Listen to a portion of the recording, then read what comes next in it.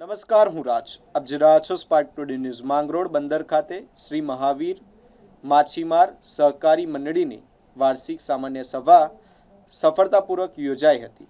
સોમનાથ ભવન ખાતે યોજાયેલી આ બેઠકમાં ખારવા સમાજના અગ્રણીઓ, પદાધિકારીઓ અને મોટી સંખ્યામાં સભ્યો ઉપસ્થિત રહ્યા હતા. બેઠક દરમિયાન મંડળીની વાર્ષિક પ્રગતિ, વિકાસલક્ષી પ્રવૃત્તિઓ અને ભાવિ યોજનાઓ અંગે ચર્ચા કરવામાં આવી. આ દરમિયાન પ્રમુખ દામોદરભાઈ ચામુડિયાએ જાહેરાત કરી હતી કે સભ્યોને કુલ 1,50,60,720નું બોનસ અને ડિવિડન્ડ રૂપે વિતરણ કરવામાં આવશે. આ નિર્ણય મંડળીના વર્ષ 2025-26 દરમિયાન નોંધાયેલા 5.68 કરોડથી વધુના નફાને આધારે લેવાયો છે.